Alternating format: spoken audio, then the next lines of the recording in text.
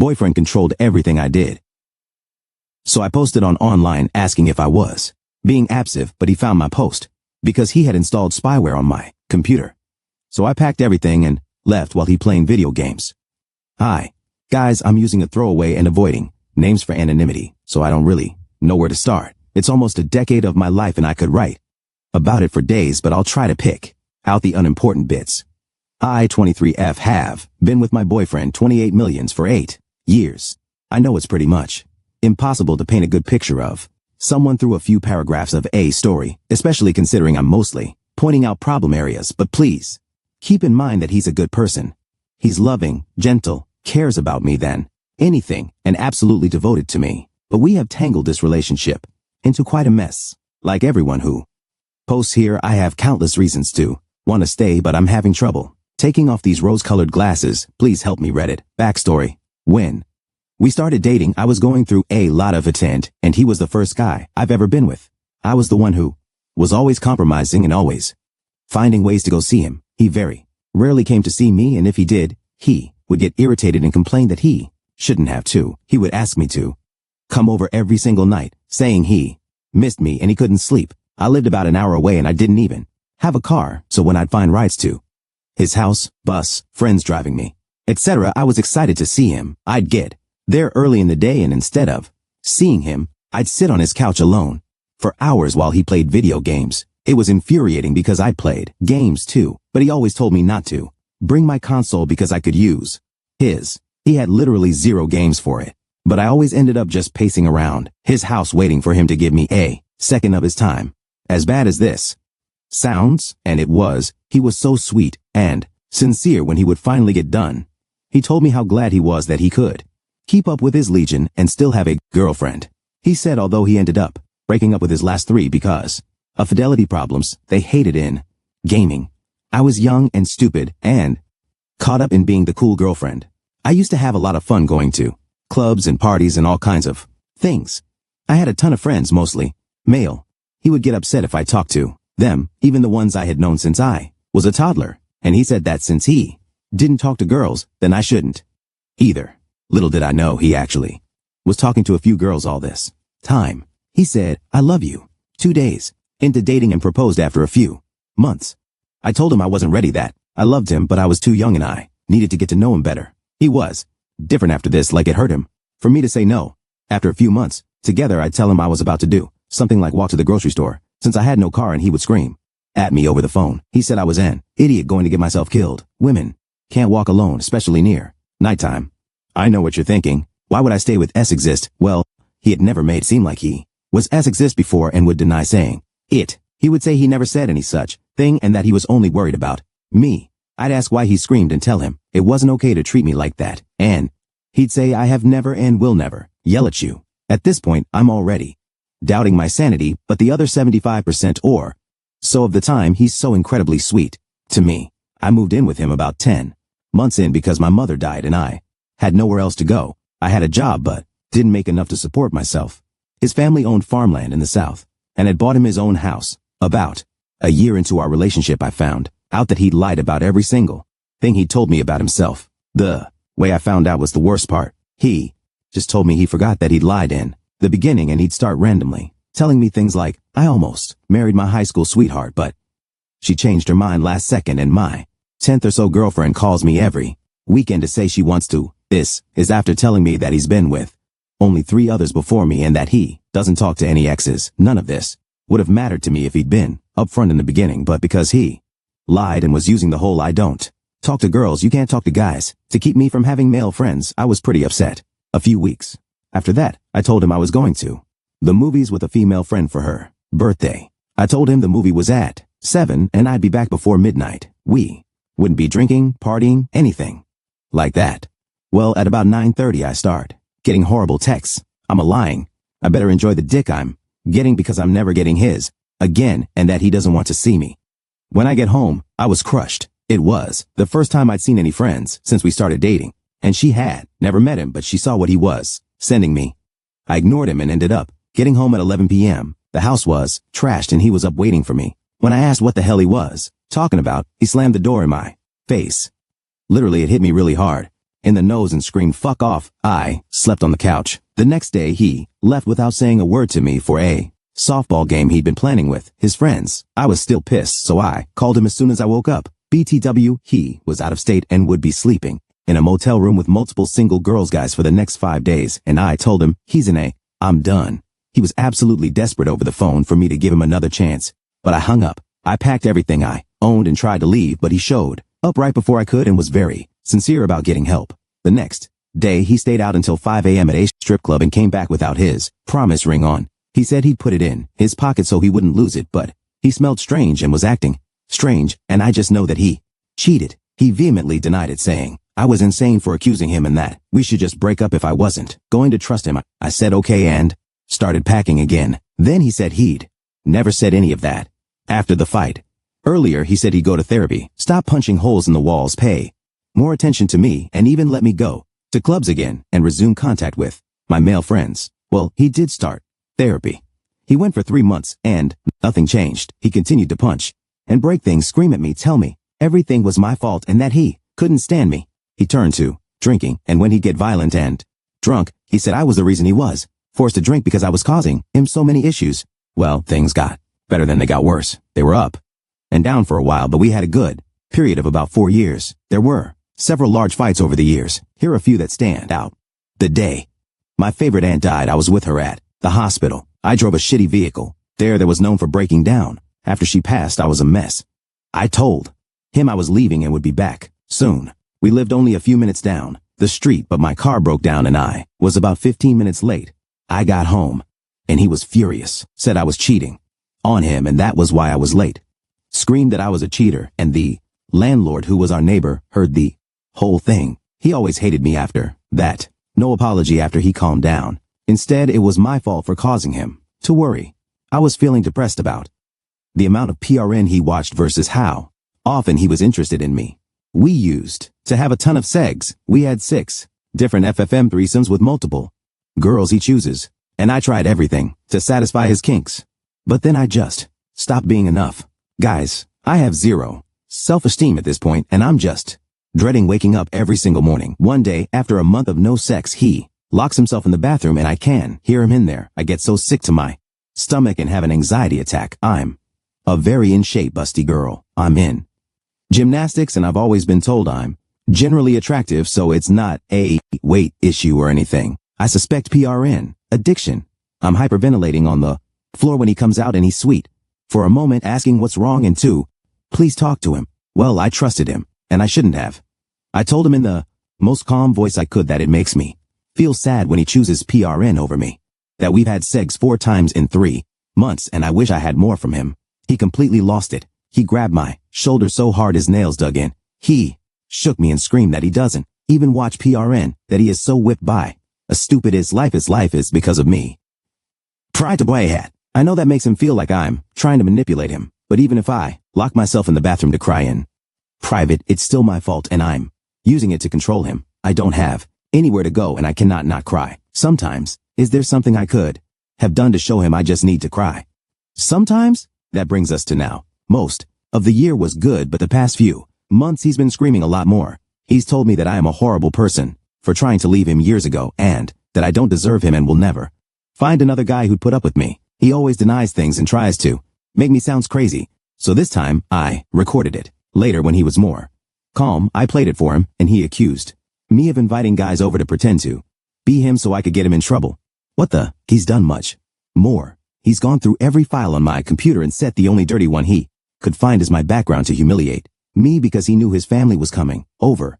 He wanted them to see the filthy I look at. Remember earlier how I said he has a PRN addiction? Yeah, he's at a level of hypocrisy that I just can't understand. I know this is incredibly toxic and I am so sick of feeling suicidal. I just wanted to know one thing. Am I the one who is abusive? I know I didn't give very many examples of things I've done, and maybe if he posted his side, you'd agree with him. But what about my trying to leave? Was that a horrible act of betrayal? Because he is convinced it's worse than cheating and says he is abused and is a victim. First, I'm just so confused and feel constantly devastated and lonely. I have no one if I lose him. Frown, please send help. Edit 1. I guess it doesn't really make sense for me to ask if I'm being abusive, since this is from my point of view, and, for all you know, I could just leave what I do out, so I don't really know what I'm asking. I guess I just want to see what others think. I feel like I'm crazy. Edit 2. He just texted me that he saw my post and is coming home. Edit 3. I'm somewhere safe now. I'll post a full update as soon as this post dies down, because the one I posted got removed. Thank you all so much. Update. I'm sorry for leaving you guys hanging yesterday. I was trying to be vague in the last post because I know my boyfriend had mentioned in passing that he kept an eye on this sub in case I ever posted, but I didn't realize he meant that he checked it every single break. He was able to find it anyway, so now it doesn't matter. I'm okay. Just to get that out of the way. First of all, wow, you guys, thank you so much. I haven't read all the comments yet because I had no idea this would get so big, but thank you. You are all such wonderful people. To everyone who offered me a place to stay or a ride, I can't thank you enough. Just knowing that there are people out there who would help a complete stranger is very touching, and I wish I could tell you how much I appreciate every single one of you. Thank you.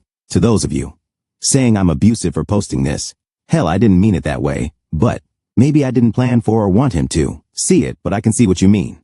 Anyway, last night was probably the biggest night of my life, so bear with me if it starts getting too long. I've been in therapy for the last 3 years, and one of the things my therapist had me do was get a backpack ready with everything I might need in an emergency.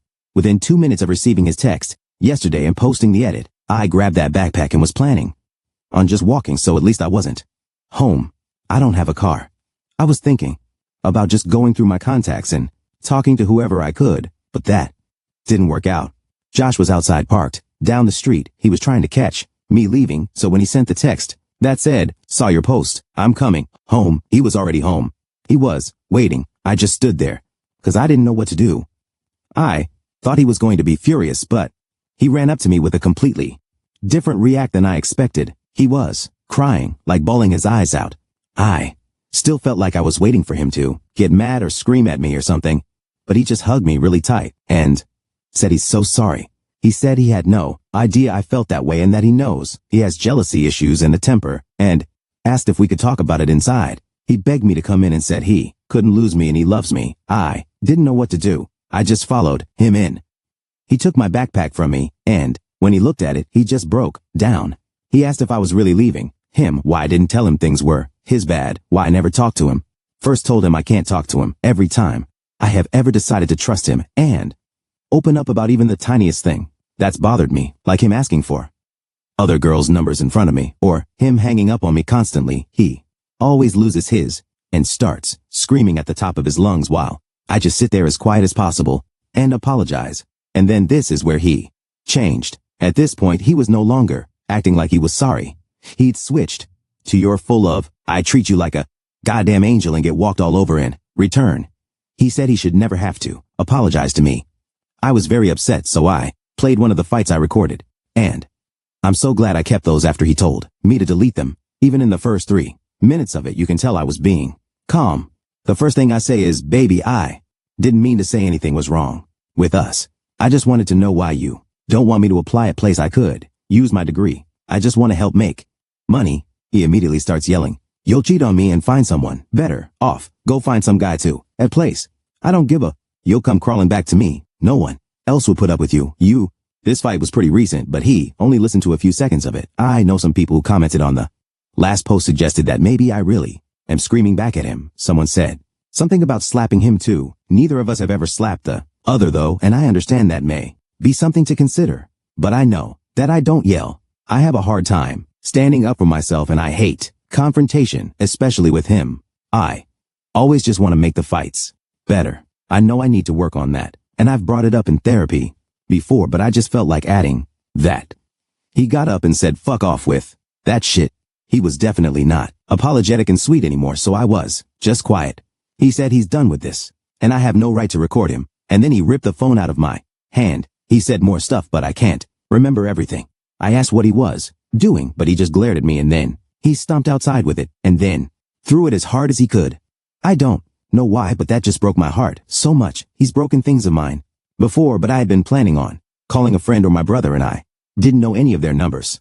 I asked him what he did with it, but he wouldn't answer.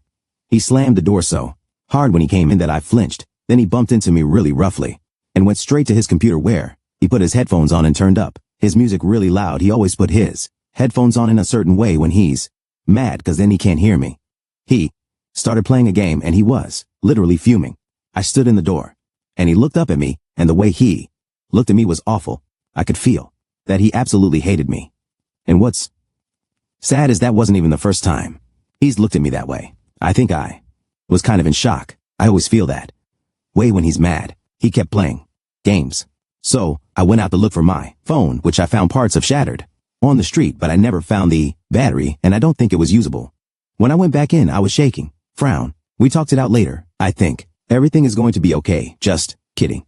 I don't know why, but I just felt so done. I grabbed his phone off the counter and ran outside. I knew he used to text my brother, and he had the number of the friend I watched a movie with a while back to make sure I was where I said I was. So I used his to call them. My brother answered on the second ring, and I didn't know what to say. So I just started pouring my heart out. I told him I'm sorry we haven't talked in so long, but that I'm really scared and have nowhere to go. Guys, this hurt more than anything my boyfriend has ever said or done, and I'm still so surprised that he would have this reaction after so long. I can't remember the beginning, but the last thing he said was, "You deserve everything that's happening to you," and hung up. He hates me. He really thinks I deserve to stay with Josh because I'm attracted to girls. At the time, I just thought fuck him, and I called my friend, who I'll call a well. She didn't answer at first, but then she called right back. Thank you all so much for suggesting that I call her, because she was so happy to hear from me, and I told her everything that happened. She said she was 30 minutes away and she would come with her husband. I didn't even know she had gotten married. Frown. So I went back in, and oh my God, that was a horrible 30 minutes. I didn't know what to do. I was so worried he'd come out because I didn't want to see him. I'm a bad liar, and he'd know something was up. I didn't want him to notice my stuff all packed up. So I just put all my cords, controllers, clothes, and small things I couldn't live without in a box, but left the big stuff I got there really fast, and her husband, who is such a nice guy, helped me load my desk, chair, and computer in their truck. This is the part I'm not feeling so great about right now. I left without saying a word to Josh. I could still hear him playing games in the other room, and the only thing I wanted in the entire world was for him to hug me and tell me it was okay. And while my heart really hurts today, I can't even see through the tears to type this out. I know how he sounded, but I really loved him so much, and it feels like I ripped my own limb off when I think about his face and smile and everything that was good. I feel like there's a huge hole in my chest. But when I play these fights, I recorded and think about my future and this amazing friend who came and saved me and everything I can do with my life. I feel so happy. I thought I needed Josh, but man, it's so amazing feeling like I have to get a new phone though. Frown. Thank you all so much. You are all amazing people. I received so many thoughtful messages, and I can't tell you how thankful I am that I ended up posting here. I'm with her now, and she lives in a house I've never been to, so I'm pretty sure Josh won't find it. And she invited another girl I haven't seen in years to go to a concert on Friday night, and I am so excited. We had strawberry daiquiris and watched stupid horror movies all night, and her husband is making waffles right now. Guys, I'm free. I'm so happy. I'm free. You, Joshua Eda DCK. Edit. Something I forgot to add is that A's husband, who is a software developer, noticed something on my computer when I turned it back on at their house to show them the post. It's called Sniper Spy. And that is how Josh knew about my post. I thought he'd just been super stalking, but nope, he installed a spy app on my PC. I know it shouldn't take a software developer to notice an icon on my desktop, but I never saw it before, so I think it must have popped back up when I restarted my computer. Just a warning to those out there who value their privacy. I didn't realize it was possible to spy on someone like that.